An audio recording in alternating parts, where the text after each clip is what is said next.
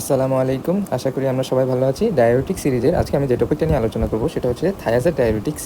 তাহলে দেখি এই ড্রাগগুলো মূলত কাজ করে কোন জায়গায়, সেটা হচ্ছে early part of distal convoluted টিউবিউলে কাজ করে এবং কোন ট্রান্সপোর্টারের এগেনস্টে কাজ করে সেটা হচ্ছে সোডিয়াম ক্লোরাইড কো ট্রান্সপোর্টার। তাহলে আমরা একটা ডিস্টাল এখানে নেফ্রন আঁকলাম। নেফ্রনের এই পার্টটা হচ্ছে ডিস্টাল কনভলিউটেড টিউবিউল। প্রথমে আমরা একটু যদি রিভিউ করি তাহলে দেখব যে গ্লুমেরুলার ফিল্ট্রেটের 65% সোডিয়াম রিঅ্যাবজর্পশন হয় এই জায়গায়। দেন এই জায়গায় হয় 25% sodium reabsorption by sodium potassium 2 chloride transporter. Distal convoluted টিউবিউলে এসে 10 to 15% কী হয়, সোডিয়াম রিঅ্যাবজর্পশন হয়। তাহলে এই সোডিয়াম রিঅ্যাবজর্পশন হয় এখানে একটা চ্যানেলের মাধ্যমে। এটা একটা চ্যানেল এবং এই চ্যানেলটা হচ্ছে যে সোডিয়াম ক্লোরাইড কো ট্রান্সপোর্টার। অর্থাৎ এই জায়গায় যে সোডিয়াম ক্লোরাইডগুলো আসছে তারা কী করে রিঅ্যাবজর্ব করে ফেলে এই ট্রান্সপোর্টারের মাধ্যমে। তাহলে এখানে কি হচ্ছে, তাইলে সোডিয়ামের কনসেন্ট্রেশনে বাড়তেছে, ক্লোরিনের কনসেন্ট্রেশনে বাড়তেছে। তাইলে এই কনসেন্ট্রেশনটাকে নিউট্রাল করার জন্য বেজোল্যাটেরাল সাইডে কিছু পাম্প আছে সোডিয়ামের জন্য বিশেষ করে, সেটা হচ্ছে প্রতিনিয়ত কী করতেছে, তিনটা সোডিয়ামকে তারা বের করে দিচ্ছে আর 2টা পটাশিয়ামকে তারা এন্ট্রি করাচ্ছে। তাইলে এভাবে সোডিয়াম পটাশিয়াম পাম্পগুলো প্রতিনিয়ত সেল থেকে সোডিয়ামের কনসেন্ট্রেশন কমাচ্ছে এবং সোডিয়ামের কনসেন্ট্রেশন যদি এখানে কমে যায় তাহলে এখান থেকে ফার্দার সোডিয়াম রিঅ্যাবজর্পশন হবে কিন্তু, ঠিক আছে। অর্থাৎ কনসেন্ট্রেশন গ্রেডিয়েন্টের মাধ্যমে তারা সোডিয়াম রিঅ্যাবজর্পশনে হেল্প করে। আবার তাহলে এই ক্লোরিনের কী হয়, এই ক্লোরিনের জন্য কিছু আলাদা ধরনের ট্রান্সপোর্টার আছে যেগুলো ভেজোল্যাটেরাল সাইটে, ঠিক আছে। এই ক্লোরিনগুলোও কী হয়, এই জায়গা দিয়ে ইজিলি বের হয়ে চলে আসে। তারপরে এই সেলের একটা স্পেশাল ক্যারেক্টারিস্টিক্স আছে, সেটা হচ্ছে যে এই সেলের গায়ে একটা ইম্পর্ট্যান্ট কী থাকে, রিসেপ্টর থাকে। একটা ইম্পর্ট্যান্ট রিসেপ্টর থাকে, এটা হচ্ছে রিসেপ্টর। এই রিসেপ্টরের সাথে কে লাগবে, এই রিসেপ্টরের সাথে খুব ইম্পর্ট্যান্ট একটা লাইগেন্ড লাগে, সেটা হচ্ছে যে প্যারাথাইরয়েড হরমোন। হ্যাঁ, প্যারাথাইরয়েড হরমোনটা আসে কোথা থেকে, প্যারাথাইরয়েড গ্ল্যান্ড থেকে, ঠিক আছে। এখানে প্যারাথাইরয়েড হরমোনটা লাগে বিশেষ করে, এটা হচ্ছে যে আমরা ধরলাম প্যারাথাইরয়েড হরমোন। তাহলে এই সেলের মধ্যে যখন এই রিসেপ্টরের সাথে প্যারাথাইরয়েড হরমোন লাগে তখন এই রিসেপ্টর ভেতরে কী দেয়, একটা সিগন্যাল দেয়। এই সিগন্যালটার কাজ হচ্ছে যে ভেতরে ক্যালসিয়াম চ্যানেল তৈরি করা। এই ক্যালসিয়াম চ্যানেলগুলো পরবর্তীতে এই যে লুমিনাল সাইডে চলে আসে। তাহলে এই যখন স্টিমুলেট হয়, এই স্টিমুলেশনটা এই ক্যালসিয়াম চ্যানেলকে লুমিনাল সাইডে নিয়ে আসে। তাহলে এই ক্যালসিয়াম যখন লুমিনাল সাইডে চলে আসে, এই যে এই পাথওয়েতে যে ক্যালসিয়ামগুলো আসতেছিল, এখন সেই ক্যালসিয়ামগুলো কী হবে, রিঅ্যাবসর্পশন হবে। তো এই যে ক্যালসিয়াম, এটার মেইন টার্গেট তো ব্লাডে যাওয়া, এবং ব্লাডে যাওয়ার জন্য বেজোল্যাটেরাল সাইটে আরেক ধরনের ট্রান্সপোর্টার থাকে, সেটা হচ্ছে যে সোডিয়াম ভেতরে ঢুকে এবং ক্যালসিয়াম বাইরে যায়, এরকম ট্রান্সপোর্টার। তাহলে এখানে ইম্পর্টেন্ট কিছু ট্রান্সপোর্টার আছে, সেগুলো আমাদের সবগুলাই গুরুত্বপূর্ণ এখানে। যেমন এই ট্রান্সপোর্টারটা যেটা ব্লক করে কে, থায়াজাইড ডায়াবেটিক্স, এই ট্রান্সপোর্টারের উপরেই কাজ করে, ঠিক আছে। আবার সাধারণত এই চ্যানেলটা এই জায়গায় থাকে না, কখন আসবে, যখন প্যারাথাইরয়েড হরমোন রিসেপ্টরের মাধ্যমে এই সেলটাকে অ্যাক্টিভেট করবে, তখন তারা চ্যানেল তৈরি করে সেটা লুমিনাল সাইটে নিয়ে আসবে। তো এই ক্যালসিয়াম যখন এই জায়গায় আসবে সেলের ভিতর থেকে তারা যখন ব্লাডে যাবে তখন আরেকটা ট্রান্সপোর্টারের হেল্প নেয়, সেটা হচ্ছে যে সোডিয়াম ক্যালসিয়াম কাউন্টার ট্রান্সপোর্টার, ঠিক আছে। তাহলে এতটুকু হচ্ছে একদম নর্মাল ফিজিওলজি। তাহলে এখন আমরা একটু থায়াজাইড ডায়াবেটিক্সের মেকানিজম অফ অ্যাকশনটা আমরা একটু দেখে নিই। থায়াজাইড ডায়াবেটিক্স যখন আমরা ব্লাডে দিব তখন তারা এই যে প্রক্সিমাল কনভলিউটেড টিউবিউলে আমরা পড়ছিলাম যে কিছু এপিথেলিয়াল সেল থাকে, প্রক্সিমাল কনভলিউটেড টিউবিউলে কিছু এপিথেলিয়াল সেল থাকে। এটার সিক্রেটরি ফাংশনের মধ্যে আমরা দেখছিলাম যে কিছু ট্রান্সপোর্টার, এই ট্রান্সপোর্টার দিয়ে সাধারণত অর্গানিক অ্যাসিডগুলা সিক্রেট হয়, যেমন ইউরিক অ্যাসিড। কিন্তু ডায়াবেটিক্স ড্রাগ যেমন ফ্রুসেমাইড অথবা loop diabetics and thiazide diabetics, এরা কী করে, এরা ইউরিক অ্যাসিডের বদলে সেম ট্রান্সপোর্টারই ইউজ করে এরা প্রক্সিমাল কনভলিউটেড টিউবিউলে সিক্রেট হয়। তখন এই ইউরিক অ্যাসিডটা আর কি হতে পারে না, সিক্রেট হতে পারে না। ইট মিনস ইউরিক অ্যাসিডটা বেশি বেশি বডিতে থেকে যাচ্ছে। তাইলে এই যে লুপ ডায়াবেটিক্সগুলা অথবা থায়াজাইড ডায়াবেটিক্স, এদের ইম্পর্ট্যান্ট যে সিক্রেশন, সেই সিক্রেটরি মেকানিজমটা হচ্ছে যে ওই অর্গানিক অ্যাসিড ট্রান্সপোর্টারের মাধ্যমে।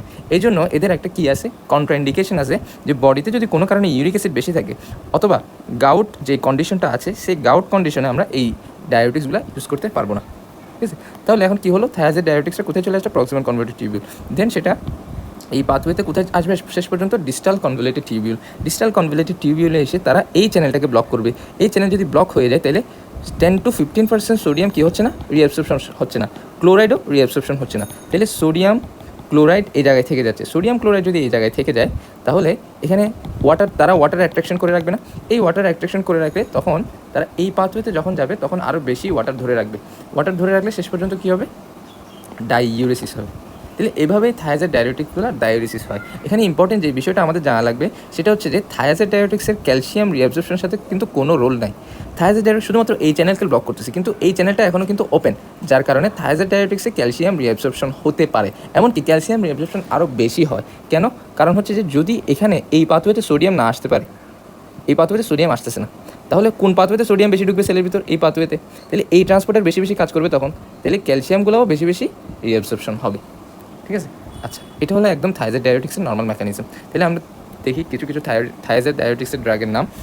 থায়াজাইড ডায়োটিক্সকে আমরা সাধারণত মডারেটলি এফিকেশিয়াস বলি। কেন মডারেটলি এফিকেশিয়াস? কারণ তারা হচ্ছে যে 50% জিএফআরকে রিঅ্যাবজর্পশন হতে প্রিভেন্ট করে। Reabsorption 50% GFR. ফ্রুসেমাইড বা লুপ ডায়োটিক্সগুলো ছিল হাইলি এফিকেশিয়াস, কারণ কি তারা 25-30% জিএফআরকে রিঅ্যাবজর্পশন হতে প্রিভেন্ট করে। ঠিক আছে, আর কার্বনিক অ্যানহাইড্রেটসগুলো ছিল যে লো এফিকেশিয়াস, তারা মাত্র 5% জিএফআর। এমনকি মাঝে মাঝে এদেরকে ডায়োটিক্স হিসেবে ইউজও করা হয় না মাঝে মাঝে। তাহলে থায়াজাইড ডায়োটিক্সের মধ্যে কী কী আছে? হাইড্রোক্লোরোথায়াজাইড, ইন্ডাপামাইড, মেটোলাজোন, ক্লোরোথায়ালিডোন, ক্লোরোথায়াজাইড। এর মধ্যে ইম্পর্টেন্টলি এই সবগুলো ড্রাগ ওরালি দেওয়া যায়, কিন্তু স্পেসিফিক্যালি এই যে ক্লোরোথায়াজাইড এই ড্রাগটা only available drug in parenteral administration, অর্থাৎ ওরাল ছাড়া অন্য রুটে এই ড্রাগটা দেওয়া হয়। আবার মেটোলাজোন এই ড্রাগের ইম্পর্টেন্স হচ্ছে যে হার্ট ফেলিওরে ইউজ করা হয়। সাধারণত থায়াজাইড ডায়োটিক্স সবগুলা হার্ট ফেলিওরে ইউজ করা যায় না, শুধুমাত্র একটা ড্রাগ আছে যেটা হার্ট ফেলিওরে ইউজ করা হয়, যদি ইউজ করা লাগে হার্ট ফেলিওরে। আচ্ছা, তাহলে থায়াজাইড অ্যাডমিনিস্ট্রেশন হয় তাহলে secreted into proximal convoluted tubule by organic acid transporter, block sodium chloride transporter, prevent reabsorption of sodium chloride, increase diuresis. তাহলে আমরা যখন থায়াজাইড ডায়োটিক্সের ইন্ডিকেশন পড়ার মধ্যে প্রথমে আমরা পড়বো যে হাইপারটেনশন ইউজ করা হয়। তাহলে এটার অ্যান্টি হাইপারটেনসিভ ইফেক্টগুলো কী সেটা আমরা দেখি। প্রথমে যেই ইফেক্টটা আছে সেটা যদি আমি একটু চিত্রের মধ্যে ব্যাখ্যা করি, সেটা হচ্ছে যে এটা একটা স্মুথ মাসেল সেল। ঠিক আছে, এই স্মুথ মাসেল সেলে কিছু পটাশিয়াম চ্যানেল থাকে। এই পটাশিয়াম চ্যানেলগুলো হচ্ছে এটিপি রেগুলেটেড, অর্থাৎ এটিপির প্রতি সেন্সিটিভ। কীরকম সেন্সিটিভ? যদি এটিপি বেড়ে যায় তাহলে এটা পটাশিয়াম চ্যানেলকে ব্লক করে দিবে, ঠিক আছে। এভাবেই এটিপি দ্বারা রেগুলেট হয় এই পটাশিয়াম চ্যানেলটা। তাহলে এই যে থায়াজাইড ডায়োটিক্সগুলো এরা এই পটাশিয়াম চ্যানেলকে অ্যাক্টিভেট করে। তাহলে নর্মালি এই পটাশিয়াম চ্যানেলটা হচ্ছে যে পটাশিয়াম সেল থেকে বের করে দেয়। ঠিক আছে, তাহলে এই থায়াজাইড ডায়োটিক্সগুলো এটাকে স্টিমুলেট করে। ইট মিনস পটাশিয়াম বের করাকে তারা আরও অ্যাগ্রেভেট করে, আরও বেশি বেশি পটাশিয়াম বের করে। তাহলে এখন একটা সেলের ভিতর থেকে যদি কন্টিনিউয়াস পটাশিয়াম লস হতে থাকে তাহলে এই সেলটা একসময় হাইপার পোলারাইজেশন হয়ে যাবে।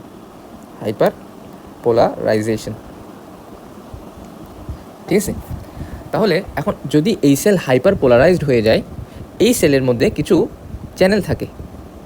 এই চ্যানেলগুলো হচ্ছে যে ক্যালসিয়াম চ্যানেল, অর্থাৎ voltage gated calcium channel. It means এই মেমব্রেনে যখন কোনো ভোল্টেজের পরিবর্তন হবে, ইট মিনস যখন কোনো ডিপোলারাইজেশন হবে, তখন এই ক্যালসিয়াম চ্যানেলটা খুলে যাবে, ক্যালসিয়াম সেলের ভিতরে প্রবেশ করবে। এই ক্যালসিয়াম তখন অ্যাক্টিন এবং মায়োসিন কাপলিং করে মাসেলকে কন্ট্রাকশন করবে। এটা হচ্ছে একদম নর্মাল মেকানিজম। কিন্তু থায়াজাইড কী করতেছে দেখেন, থায়াজাইড এই যে মেমব্রেন পোটেনশিয়াল এটাকে হাইপার পোলারাইজ করে ফেলতেছে। হাইপার পোলারাইজ করে ফেলার কারণে এই ক্যালসিয়াম চ্যানেলটা আর ওপেন হচ্ছে না। ওপেন না হলে ক্যালসিয়াম এন্ট্রি হবে না, ক্যালসিয়াম এন্ট্রি না হলে মাসেল কন্ট্রাকশন হবে না। তাহলে ভাস্কুলার স্মুথ মাসেল যদি কন্ট্রাকশন না হয়, ইট মিনস ডাইলেটেশন হচ্ছে। ডাইলেট মানে কি? Decrease total peripheral resistance. মানে হচ্ছে ডিক্রিজ ব্লাড প্রেশার। ঠিক আছে, এই মেকানিজমটা হচ্ছে 1 নম্বর অ্যান্টি হাইপারটেনসিভ মেকানিজম। 2 নম্বর অ্যান্টি হাইপারটেনসিভ মেকানিজম মানে হচ্ছে যে তাদের যে ইফেক্টটা নেফ্রনে তারা করে, যে সোডিয়াম ক্লোরাইড রিঅ্যাবজর্পশন প্রিভেন্ট করে, তারা ইসিএফ ভলিউমকে কমায় দেয়, যার কারণে কার্ডিয়াক আউটপুট কমে যায়, ব্লাড প্রেশারও কমে যায়। আবার তাদের আরেকটা স্পেসিফিক ইফেক্ট আছে, যদি থায়াজাইড ডায়োটিক ক্রনিক্যালি ইউজ করা হয় তো they may decrease responsiveness of vascular smooth muscle to norepinephrine. এখন নরএপিনেফ্রিন ভাস্কুলার স্মুথ মাসেলে কী করে? ভ্যাসো কনস্ট্রিকশন করে। কোন রিসেপ্টর? আলফা 1 রিসেপ্টরের মাধ্যমে। ঠিক আছে, তাহলে এখন যদি থায়াজাইড ডায়াবেটিক্স নন এপিনেফ্রিনের প্রতি রেসপন্সনেস অর্থাৎ রেসপন্সিভনেস কমায় দেয়, তাহলে কী হবে? নন এপিনেফ্রিন তখন যেভাবে কনস্ট্রিকশন করার কথা সেভাবে করতে পারতেছে না। ইট মিনস মাইল্ড ভ্যাসোডাইলেটরি ইফেক্ট আছে তাদের। তো এটা কীভাবে করে? এই যে সোডিয়াম ক্লোরাইড সিম্পোর্ট যে ব্লক করে দিচ্ছে, যার কারণে সোডিয়াম বেশি বেশি বের হয়ে যাচ্ছে এবং ডায়ালিসিস হচ্ছে, তাহলে সোডিয়াম লস হচ্ছে। তাহলে loss of sodium from vascular smooth muscle secondary to the dialysis, decrease responsiveness, response কমে গেলে ভাস্কুলার টোন কমে যাবে, টোটাল পেরিফেরাল রেজিস্ট্যান্স কমে যাবে এবং ব্লাড প্রেশার কমে যাবে। এইগুলো হচ্ছে যে anti hypertensive effect of diabetics. তাইলে এখন ইন্ডিকেশন কি, ডায়াবেটিক্স কোথায় কোথায় ইউজ করা যায়? এক নম্বর ইন্ডিকেশন হচ্ছে যে হাইপারটেনশনে ইউজ করা হয়। তো থায়াজাইড ডায়াবেটিক্স যখন আমরা ইউজ করতে দেখি তখন দেখা যায় যে অনেক কম্বিনেশনে থায়াজাইড ডায়াবেটিক্সগুলো ইউজ হয়। যেমন একটা কম্বিনেশন হচ্ছে যে অ্যাঞ্জিওটেনসিন 2 রিসেপ্টর ব্লকার সাথে ক্যালসিয়াম চ্যানেল ব্লকার সাথে থায়াজাইড, এই তিনটা একসাথে ইউজ করার কিছু বেনিফিট পাওয়া যায়। কীরকম? অ্যাঞ্জিওটেনসিন 2 রিসেপ্টর ব্লকারগুলো ইউজ করলে সাধারণত এটার সাইড ইফেক্ট হিসেবে হাইপার ক্যালেমিয়া ডেভেলপ করে। আবার থায়াজাইড ডায়াবেটিক্স দেখা গেছে যে হাইপোক্যালেমিয়া করে। তাহলে এখন যদি আমরা কম্বিনেশনে ইউজ করি তাহলে এদের যে সাইড ইফেক্টগুলো সেগুলো মিনিমাইজ হয়ে যায়। একটা হাইপারক্যালেমিয়া আর একটা হাইপোক্যালেমিয়া, শেষ পর্যন্ত দুইটা মিলে মিনিমাইজ হয়ে যায়। ঠিক সেম কথা বিটা ব্লকারের ক্ষেত্রেও, বিটা ব্লকারগুলো হাইপারক্যালেমিয়া করে। তো সুতরাং combination with thiazide may reduce adverse effect of beta blocker, কারণ থায়াজাইড ডায়াবেটিক্স হাইপোক্যালেমিয়া করে। আবার আমরা একটু আগে দেখলাম যে thiazide diuretics prevent calcium entry into the cell. কীভাবে? ওই মেমব্রেনের পটাশিয়াম চ্যানেলকে অ্যাক্টিভেট করে হাইপারপোলারাইজ করে ফেলে। আবার ক্যালসিয়াম চ্যানেল ব্লকারের কাজও কিন্তু সেম, যে ক্যালসিয়াম ঢুকতে দেবে না। তাহলে একটা আরেকটার কাজকে তারা কী করতেছে? পটেনশিয়েট করতেছে। এভাবে থায়াজাইড ডায়াবেটিক্সগুলো বিভিন্ন কম্বিনেশন ইউজ করে হাইপার টেনশন প্রিভেন্টে হেল্প করে। ঠিক আছে? আচ্ছা, এখন হার্ট ফেলিওরে সাধারণত ফুসেমাইড বা লুপ ডায়াবেটিক্সও ইউজ করা হয়, সাথে থায়াজাইড ডায়াবেটিক্সও মাঝে মাঝে ইউজ করা হয়। এর মধ্যে স্পেশালি মেটোলাজোন ড্রাগটা ইউজ করা হয়। ঠিক আছে? এখন তাইলে আমরা একটু হার্ট ফেলিওরের মেকানিজমটা একটু যদি দেখি, কেন ডায়াবেটিক্সগুলো হার্ট ফেলিওরে ইফেক্টিভ। সেটা হচ্ছে যে heart failure it means heart ঠিকমতো পাম্প করতে পারতেছে না, অর্থাৎ কার্ডিয়াক আউটপুট কমে যাচ্ছে। ঠিক আছে না? কার্ডিয়াক আউটপুট কমে গেলে ডিক্রিজ রেনাল পারফিউশন কমে যাবে। রেনাল পারফিউশন যদি কমে যায়, অর্থাৎ কিডনি কী করে? রেনিন সিক্রেশন করে। রেনিন অর্থাৎ রেনিন, অ্যাঞ্জিওটেনসিন, অ্যালডোস্টেরন, এই পাথওয়েটা অ্যাক্টিভেট করে। রেনিন, অ্যাঞ্জিওটেনসিন, অ্যালডোস্টেরন মেকানিজমটা অ্যাক্টিভেট করে দেয়। তো এখন এই যে অ্যালডোস্টেরন, এটা কী করে? এই মনে করে যে বডির মধ্যে ফ্লুইড কম, যার কারণে রেনাল পারফিউশন কম হচ্ছে। তখন সে কী করে? অ্যালডোস্টেরনটা ইনক্রিজ সোডিয়াম অ্যান্ড ওয়াটার রিঅ্যাবসর্পশন করে, অর্থাৎ সোডিয়াম রিঅ্যাবসর্পশন করে সাথে ওয়াটারও চলে আসে। তাহলে ফ্লুইড ভলিউম বাড়তেছে কিনা বডির ভিতর? তাহলে increase fluid volume means increase venous return. Increase venous return মানে ইনক্রিজ কার্ডিয়াক ওভারলোড। দেখুন কন্ডিশনটা কিন্তু হার্ট ফেলিওর, অর্থাৎ হার্ট ঠিকমতো কাজ করতে পারতেছে না। তার উপর আমি অ্যালডোস্টেরনের মেকানিজমের মাধ্যমে কার্ডিয়াক আরও লোড বাড়ায় দিচ্ছি। তাহলে এই যে ইফেক্টটা, এটা তো অনেক খারাপ ইফেক্ট ফেলাবে আরও। এই জন্য ডায়াবেটিক্সগুলো ইউজ করা হয়, যার কারণে এই যে ফ্লুইড ভলিউম বাড়তেছে, ডায়াবেটিক্সগুলো ইউজ করার ফলে, ডায়াবেটিক্স যদি ইউজ করি এই ফ্লুইড ভলিউমটা কমে যাবে। অর্থাৎ ডায়ালিসিসের মাধ্যমে তারা ফ্লুইড ভলিউম কমায়, এই হার্ট ফেলিওরটাকে মোটামুটি রিলিফ দেয়। এই জন্য হার্ট ফেলিওরে ডায়াবেটিক্সগুলো ইউজফুল। আরেকটা কথা আমাদের মনে রাখতে হবে, যেখানে আমি পটাশিয়াম আয়নটা লিখে রাখছি, কারণ হচ্ছে যে loop diuretics, carbonic anhydrase inhibitor, thiazide diuretics, সবগুলো ডায়াবেটিক্সের আমরা একটা কমন সাইড এফেক্ট দেখতে পাবো। সেই সাইড এফেক্টটা হচ্ছে যে হাইপোক্যালেমিয়া ফুসেমাইড বা লুপ ডায়াবেটিক্সে কীভাবে হয় বলছিলাম, সেটা হচ্ছে যে ফুসেমাইড বা লুপ ডায়াবেটিক্সে কী হয়, মোট কথা হচ্ছে এখানে সোডিয়াম ক্লোরাইড রিঅ্যাবসর্পশন হয় না। হ্যাঁ, তাহলে সোডিয়াম ক্লোরাইড রিঅ্যাবসর্পশন হয় না, তাহলে এখানেও সোডিয়াম ক্লোরাইডের কনসেন্ট্রেশন বেড়ে যায়। এখন তখন বলছিলাম যে এখানে কি আছে, একটা এপিথেলিয়াল সেল আছে ডিস্টাল কনভলিউটেড টিউবিউলে। এই এপিথেলিয়াল সেলগুলো হচ্ছে যে প্রিন্সিপাল সেল বলে এদেরকে। কী বলা হয়? Principal cells. এই প্রিন্সিপাল সেলসের মধ্যে কিছু চ্যানেল থাকে, সেগুলো হচ্ছে সোডিয়াম চ্যানেল। কন্টিনিউয়াসলি সোডিয়ামকে সেলের ভিতরে প্রবেশ করায়।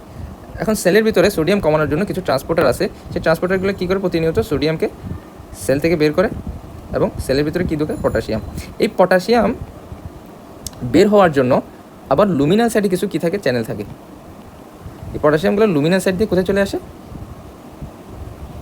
এই ইউরিনে বা গ্লুমেরুলার কন্টেন্টে, নেফ্রনের কন্টেন্টে চলে আসে। তাহলে এখন কথা হচ্ছে যে এখানে যদি কোনোভাবে সোডিয়াম এবং ক্লোরাইডের কনসেন্ট্রেশন বাড়ানো যায়, তাহলে কিন্তু সোডিয়াম বেশি বেশি রিঅ্যাবজর্পশন হবে, পটাশিয়াম বেশি বেশি এক্সক্রিশন হবে। তাহলে পটাশিয়াম বেশি বেশি ইউরিন দিয়ে লস হবে, যেটাকে আমরা বলি কেলি ইউরেসিস। তাহলে এখন দেখুন কার্বনিক অ্যানহাইড্রাস ইনহিবিটরে এখানে বেশি বেশি বাইকার্বনেট চলে আসতেছিল, যেটা নেগেটিভলি এরিয়া তৈরি করতেছে, যেটা পটাশিয়ামকে অ্যাট্রাক্ট করেই ডায়োরিসিস করতেছিল। লুপ ডায়োটিক্স এবং থায়াজাইড ডায়োটিক্স একইভাবে এখানে সোডিয়াম এবং ক্লোরাইডের কনসেন্ট্রেশন বাড়াই দিচ্ছে। তাহলে সোডিয়াম কনসেন্ট্রেশন বাড়াইলে এই পাথওয়েতে পটাশিয়াম রিলিজ হবে।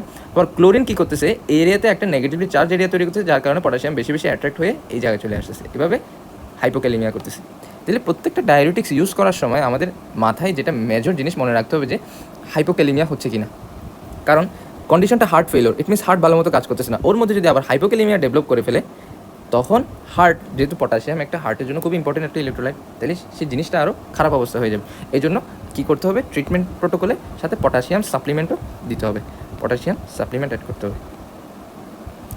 এরপর আসেন নেফ্রোলিথিয়াসিস ডিউ টু হাইপার ক্যালসিউরিয়া, অর্থাৎ যদি কোনো কারণে হাইপার ক্যালসিউরিয়া, অর্থাৎ ক্যালসিয়াম যদি ইউরিন দিয়ে বেশি বেশি পাস হয়, অর্থাৎ ইউরিনের ট্র্যাক্টে যদি ক্যালসিয়াম বেশি বেশি পাস হয়, তাহলে দুই ধরনের স্টোন বেশি ফর্মেশন হয়। সেটা হচ্ছে যে একটা হচ্ছে যে ক্যালসিয়াম অক্সালেট, আরটা হচ্ছে যে ফসফেট। এই দুই ধরনের স্টোন, রেনাল স্টোন বেশি বেশি ফর্মেশন হয়। এখন আমি যদি এই ক্যালসিয়ামের এক্সক্রিশন কমাই দিতে পারি, তাহলে কিন্তু রেনাল স্টোন ফর্মেশনের অর্থাৎ নেফ্রোলিথিয়াসিসের সম্ভাবনাটা কমে যাবে। এখন কীভাবে, তাহলে এখানে থায়াজাইড ডায়োটিক্স কেন ইউজ করা হয়, কারণ আমরা দেখছি যে থায়াজাইড ডায়োটিক্স ক্যালসিয়াম অ্যাবসর্পশন বাড়ায়। এই যে থায়াজাইড ডায়োটিক্স কিন্তু ক্যালসিয়াম অ্যাবসর্পশন বাড়াচ্ছে। ক্যালসিয়াম অ্যাবসর্পশন বাড়ানোর কারণে ক্যালসিয়াম আর এই পাথওয়েতে অর্থাৎ ইউরেটার, পেলভিস, ইউরেথ্রা এগুলো দিয়ে যায় না, যার কারণে স্টোন ফর্মেশনের যে সম্ভাবনা সেটাও কমে যায়। কিন্তু ফ্রুসেমাইড কিন্তু ইউজ করতে পারবো না, কারণ ফ্রুসেমাইড ক্যালসিউরিয়া করে। হ্যাঁ, ফ্রুসেমাইডের লেকচার আছে, ওখানে ওটা দেখলে আপনারা বুঝতে পারবেন। এরপরে আসেন nephrogenic diabetes insipidus. Diabetes insipidus সাধারণত দুইটা টাইপস আছে। এই ডায়াবেটিস ইনসিপিডাস টাইপ হচ্ছে দুইটা, একটা হচ্ছে সেন্ট্রাল, যেটা সাধারণত পোস্টেরিয়র পিটুইটারি থেকে যদি এডিএইচ তৈরি না হয়, আরেকটা হচ্ছে পেরিফেরাল। পেরিফেরালটা হচ্ছে যে এডিএইচ ঠিকই আছে, কিন্তু এডিএইচ নেফ্রনে ফাংশন করতে পারতেছে না, নেফ্রনে ফাংশন করতে পারতেছে না, ঠিক আছে, তখন সেটাকে আমরা বলি নেফ্রোজেনিক ডায়াবেটিস ইনসিপিডাস। পেরিফেরালটাই হচ্ছে যে নেফ্রোজেনিক ডায়াবেটিস ইনসিপিডাস। তাহলে এখন ডায়াবেটিস ইনসিপিডাসে কী হয়, বেশি বেশি অ্যান্টিডায়াবেটিক হরমোন কাজ না করার কারণে বেশি বেশি ফ্লুইড লস হয়ে যায়, ঠিক আছে। এই ফ্লুইড লস হয়ে গেলে কি করে, ভলিউম কমে যায় বডির, ভলিউম কমে গেলে জিএফআর কমে যাবে, জিএফআর কমে গেলে তো এই যে কম জিএফআর যখন কমে যায়, তখন থায়াজাইড ডায়োটিক্সগুলোর অ্যাকশনটা উল্টা হয়ে যায়। এই অ্যাকশনকে বলা হয় paradoxical action, paradoxical action of thiazide. Thiazide ডায়োটিকগুলো নর্মালি ডায়োরিসিস করে, কিন্তু যখনই জিএফআর কমে যায়, তখন তারা ডায়োরিসিস না করে ফ্লুইড রিঅ্যাবজর্পশনকে বাড়ায় দেয়, ঠিক আছে। তাহলে এই নেফ্রোজেনিক ডায়াবেটিস মেলাইটিসে কী হচ্ছে, তাহলে জিএফআর কমে যাচ্ছে, যখনই জিএফআর কমে যায়, তখন থায়াজাইড ডায়োটিক্স তাদের অ্যাকশনটাকে উল্টা করে দেয়। কীভাবে, দুইটা অ্যাকশন করে, একটা হচ্ছে যে পিসিটি, প্রক্সিমাল কনভলিউটেড টিউবিউলে সোডিয়াম ক্লোরাইডের রিঅ্যাবজর্পশন রেট সাধারণত 65% ছিল, এখন সে এটাকে বাড়িয়ে আরও বাড়াই দেয়, 80% করে ফেলে, ঠিক আছে। তাহলে প্রক্সিমাল কনভলিউটেড টিউবিউলে সোডিয়াম ক্লোরাইডের রিঅ্যাবজর্পশন বাড়াই দিবে, ঠিক আছে। 2 নম্বর হচ্ছে যে ডিস্টাল কনভলিউটেড টিউবিউলে যে সেলগুলো আছে, সেখানে অ্যাকোয়াপোরিন টু চ্যানেলকে এই চ্যানেলটা সাধারণত ওয়াটার রিঅ্যাবজর্পশন করে, ঠিক আছে। তাহলে এই থায়াজাইড ডায়োটিক্স অ্যাকোয়াপোরিন 2 চ্যানেলের এক্সপ্রেশন বাড়ায় দেয় ডিস্টাল কনভলিউটেড টিউবিউল সেলে। তাহলে যত বেশি অ্যাকোয়াপোরিন 2 চ্যানেল আসবে, তত বেশি H2O রিঅ্যাবজর্পশন হবে, ফ্লুইডগুলো আবার বডির ভিতর চলে আসবে। তাহলে মোট কথা হচ্ছে যে নেফ্রোজেনিক ডায়াবেটিস ইনসিপিডাসে থায়াজাইড ডায়োটিক্স তার উল্টা অ্যাকশন দেখায়, এই জন্য এটাকে বলা হয় প্যারাডক্সিক্যাল অ্যাকশন অফ থায়াজাইড ডায়োটিক্স। কিন্তু সেন্ট্রাল যেই ডায়াবেটিস ইনসিপিডাস, সেখানে থায়াজাইডের কোনো রোল নাই। এখন কথা হচ্ছে ডায়াবেটিস তো আরেকটা টাইপস আছে, সেটা হচ্ছে ডায়াবেটিস মেলাইটাস। তাহলে why not diabetes mellitus, diabetes মেলাইটাসে কেন থায়াজাইড ডায়োটিক্স ইউজ করা হয় না? তাহলে আমি যদি একদম বায়োকেমিস্ট্রিতে ব্যাক করি, তাহলে দেখব যে আমরা এই ওয়ার্ডটা অনেক ইম্পর্টেন্ট, এই জিনিসটা যে এটিপি সেন্সিটিভ পটাশিয়াম চ্যানেল, ঠিক আছে না। এই চ্যানেলের উপর থায়াজাইডের ফাংশন আছে কি না? হ্যাঁ আছে। কোথায় দেখছিলাম আমরা? ব্লাড ভেসেলে। এই যে একটু আগে দেখাইলাম, এখানে ব্লাড ভেসেলের, এই যে ব্লাড ভেসেলের স্মুথ মাসেলে এটিপি সেন্সিটিভ পটাশিয়াম চ্যানেল ছিল। এটাকে কী করতেছে, সে পটাশিয়ামকে বের করে দিচ্ছে। আচ্ছা, এই এটিপি সেন্সিটিভ পটাশিয়াম চ্যানেল আরেকটা জায়গায় থাকে এবং সেটা অনেক ইম্পর্ট্যান্ট একটা জায়গা। সেটা কি জানেন? সেটা হচ্ছে যে বিটা সেল অফ প্যানক্রিয়াস। এটা হচ্ছে যে বিটা সেল অফ প্যানক্রিয়াস। তো বিটা সেল অফ প্যানক্রিয়াস আমি কী বললাম? এটিপি সেন্সিটিভ কী থাকে? পটাশিয়াম চ্যানেল থেকে। এটা হচ্ছে যে পটাশিয়াম চ্যানেল। তাহলে বিটা সেল অফ প্যানক্রিয়াসের মধ্যে আমরা জানি ইনসুলিনগুলো স্টোর হয়ে থাকে ভেসিকলের মধ্যে। যখনই ব্লাডের মধ্যে হাইপার গ্লাইসেমিয়া হয় তখন এই ইনসুলিনগুলো রিলিজ হয়। ইনসুলিন রিলিজে এই চ্যানেলের ইম্পর্টেন্স, পটাশিয়াম চ্যানেলের ইম্পর্টেন্স অনেক। তাহলে আমরা যদি একটু দেখি তাহলে কীভাবে ইনসুলিনটা রিলিজ হয়, সেটা হচ্ছে যে সেলের ভিতর কী হয়, সেলের ভিতর গ্লুকোজ এন্টার করে, ঠিক আছে? সেলের ভিতর গ্লুকোজ এন্টার করে কীভাবে? গ্লুট 2, হ্যাঁ, এই টাইপের একটা ট্রান্সপোর্টার থাকে, সেটা দিয়ে গ্লুকোজ সেলের ভিতর আসে। গ্লুকোজ সেলের ভিতর আসে, শেষ পর্যন্ত গ্লুকোজের মেইন ফাংশন হয় এটিপি তৈরি করা। তাহলে এই যে পটাশিয়াম চ্যানেল, এটা কিন্তু এটিপি সেন্সিটিভ। এই এটিপি কী করে? পটাশিয়াম চ্যানেলকে ব্লক করে দেয়। পটাশিয়াম চ্যানেল ব্লক করে দিলে পটাশিয়াম আর বের হতে পারে না, ঠিক আছে? ইট মিনস সেলের ভিতরে পটাশিয়ামের কনসেন্ট্রেশন বেড়ে যাচ্ছে। সেলের ভিতর যখন পটাশিয়াম কনসেন্ট্রেশন বাড়তেছে, তাহলে এটাকে আমরা কী বলতে পারি? ডিপোলারাইজেশন। তাহলে যখনই ডিপোলারাইজেশন হয়, মেমব্রেনের পটেনশিয়ালে কিছু চেঞ্জ হয়। মেমব্রেন পটেনশিয়াল চেঞ্জ হলে আমরা কী বলছি? মেমব্রেনের ভিতর কিছু চ্যানেল থাকে, সেটা কি? Calcium channel. এই ক্যালসিয়াম চ্যানেল ওপেন হয়ে যাবে। ইট মিনস ক্যালসিয়াম সেলের ভিতরে আসবে। ক্যালসিয়াম যদি সেলের ভিতরে আসে, ক্যালসিয়াম কী করবে? এই ভেসিকলটাকে নিয়ে এক্সোসাইটোসিসের মাধ্যমে ইনসুলিনগুলো বের করে দিবে। ইনসুলিনগুলো তখন কোথায় যাবে? ব্লাড ভেসেলে চলে যাবে। ব্লাড ভেসেলে গিয়ে তার ফাংশন করবে, ঠিক আছে? এটা হচ্ছে যে প্যানক্রিয়াসে বিটা সেলে এটিপি সেন্সিটিভ পটাশিয়াম চ্যানেলের কাজ। তাহলে এখানে কী হচ্ছে? পটাশিয়াম চ্যানেল ব্লক হয়ে যাচ্ছে, যার কারণে ইনসুলিন রিলিজ হচ্ছে। এখন থায়াজাইড ডায়াবেটিক্স কী করে? ঠিক উল্টা কাজ করে। থায়াজাইড ডায়াবেটিক্স আমরা একটু আগে পড়ছি। থায়াজাইড ডায়াবেটিক্স এটাকে স্টিমুলেট করে, এটিপি এটাকে ইনহিবিট করে। তাহলে থায়াজাইড ডায়াবেটিক্স যদি এটাকে স্টিমুলেট করে, তাহলে কী হবে? পটাশিয়াম সেল থেকে বেশি বেশি বের হয়ে যাবে। ইট মিনস পটাশিয়াম সেল থেকে বেশি বেশি বের হয়ে গেলে ভেতরে পটাশিয়াম কনসেন্ট্রেশন কমে যায়। পটাশিয়াম কনসেন্ট্রেশন কমে গেলে কি আর ইনসুলিন রিলিজ হবে? ইনসুলিন রিলিজ হবে না। ইনসুলিন রিলিজ না হলে যার কারণে কি হবে? Hyperglycemia. এর থায়াজাইড কী করতেছে? হাইপার গ্লাইসেমিয়া করতেছে। কীভাবে? By preventing insulin release. আরেকটা ইম্পর্টেন্ট ফাংশন আছে, সেটা কি দেখেন? এখন ইনসুলিন রিলিজ যদি প্রিভেন্ট করে, ইনসুলিনের কিন্তু ইম্পর্টেন্ট ফাংশন আছে। কোথায় জানেন? ইনসুলিনের জন্য একটা ইম্পর্টেন্ট ফাংশন, সেটা হচ্ছে যে এটা GLUT4কে, গ্লুকোজ ট্রান্সপোর্টার যে 4টা আছে, এটাকে কোথায়? সাইটোপ্লাজম থেকে সেল মেমব্রেনে নিয়ে আসে। বিশেষ করে কোন সেল? হেপাটোসাইট, ঠিক আছে, স্কেলেটাল মাসেল আর অ্যাডিপোজ টিস্যু, এগুলাতে কিন্তু ইনসুলিনের রোল আছে। এবং ব্লাড গ্লুকোজ যখন বেড়ে যায়, হ্যাঁ, ব্লাড গ্লুকোজ যখন বেড়ে যায়, এই ব্লাড গ্লুকোজের যাওয়ার 3টা মেইন জায়গা আছে। এটা হচ্ছে যে একটা হচ্ছে লিভার, একটা হচ্ছে স্কেলেটাল মাসেল, আর একটা হচ্ছে অ্যাডিপোজ টিস্যু। এখন ইনসুলিন নাই, GLUT4 কাজ করতেছে না, GLUT4 সাইটোপ্লাজমের ভিতর বসে আছে। এই ব্লাড গ্লুকোজগুলো তাদের মেইন যে সোর্স, যেখানে তারা যাবে, hepatocyte, skeletal muscle, adipose tissue, যাওয়ার জন্য তাদের GLUT4কে লাগবে। কিন্তু এখন GLUT4 না থাকার কারণে গ্লুকোজগুলো কোথায় ঢুকতে পারতেছে না? তাদের টার্গেট টিস্যুতে ঢুকতে পারতেছে না। এর কারণেও কী হচ্ছে? হাইপার গ্লাইসেমিয়া হচ্ছে, ঠিক আছে? আচ্ছা, এটা তো গ্লুকোজ মেটাবলিজম। ইনসুলিনের আরেকটা ইম্পর্টেন্ট মেটাবলিজম, ইনসুলিনের কিন্তু 3টা মেটাবলিজমে অনেক রোল আছে। একটা হচ্ছে গ্লুকোজ, প্রোটিন এবং লিপিড। এখন ইনসুলিন যখন নাই, ইনসুলিন থাকলে কী করতো? নর্মালি ইনসুলিনের আরও ফাংশন আছে। একটা হচ্ছে যে প্রোটিন সিনথেসিস, ঠিক আছে? তারপরে লিপিড মেটাবলিজমে ইনসুলিনের রোল কোন এনজাইমে আছে? ইনসুলিনের রোল আছে লিপোপ্রোটিন লাইপেজ নামক একটা এনজাইম আছে, ঠিক আছে? তারপর আছে কোলেস্টেরল এস্টার অ্যাসাইল ট্রান্সফারেজ, এরকম একটা এনজাইম আছে যেখানে কিনা ইনসুলিনের রোল আছে। তাহলে এই যে প্রোটিন সিনথেসিস, ইনসুলিন না থাকার কারণে প্রোটিন সিনথেসিস হবে না, বিশেষ করে অ্যাপোপ্রোটিন। এখন অ্যাপোপ্রোটিন কেন লাগে? ফর্মেশন অফ লিপোপ্রোটিন তৈরিতে অ্যাপোপ্রোটিন লাগে, তাই না? এখন লিপোপ্রোটিন কি? LDL, VLDL, এগুলো না, এগুলোতে হেল্প করে না? তাহলে ইনসুলিন মেটাবলিজমের, ইনসুলিন যদি না থাকে, তাহলে দেখুন প্রোটিন সিনথেসিস এই পাথওয়েতে, অর্থাৎ লিপিড মেটাবলিজমে হ্যাম্পার হবে। তারপরে এসব লিপোপ্রোটিন লাইপেজ, VLDL, LDL মেটাবলিজমে এই এনজাইমের অনেক গুরুত্বপূর্ণ ভূমিকা আছে। এটা হচ্ছে এন্ডোথেলিয়ামের enzyme. Cholesterol ester acyl transferase, এই এনজাইমের অনেক ভূমিকা আছে। তাহলে ইনসুলিন না থাকার পর পুরো লিপিড মেটাবলিজম হ্যাম্পার হয়ে যাচ্ছে, অর্থাৎ ডিসলিপিডিমিয়া হয় এখানে, ডিসলিপিডেমিয়া, ঠিক আছে? এই জন্য থায়াজাইড ডায়াবেটিক্স যেহেতু হাইপার গ্লাইসেমিয়া করে, ডায়াবেটিস মেলাইটাসে এমনিও তাদের গ্লুকোজ বাড়া থাকে, আর ডিসলিপিডিমিয়া করে ডায়াবেটিস মেলাইটাস পেশেন্টদের এমনিও লিপিড প্রোফাইল লিপিড প্রোফাইলে অনেক প্রবলেম থাকে। এবং থায়াজাইড ডায়াবেটিক্সও ঠিক সেম কাজই করতেছে, এই জন্য ডায়াবেটিস মেলাইটাসে থায়াজাইড ডায়াবেটিক্স আমরা ইউজ করি না, ঠিক আছে। এখন কন্ট্রা ইন্ডিকেশন কী কী থায়াজাইড ডায়াবেটিক্সের? কন্ট্রা ইন্ডিকেশন সব সেম, সবগুলা এই ডায়াবেটিক্সের ক্ষেত্রে কন্ট্রা ইন্ডিকেশন প্রায় সেম, যে হ্যাপাটিক ফেলিওরে দেওয়া যাবে না, তারপর হচ্ছে রেনাল ফেলিওরে দেওয়া যাবে না। আর একটা ইম্পর্টেন্ট, বিশেষ করে লুপ ডায়াবেটিক্স আর থায়াজাইড ডায়াবেটিক্সের ক্ষেত্রে একটা কন্ট্রা ইন্ডিকেশন আছে, সেটা হচ্ছে গাউট।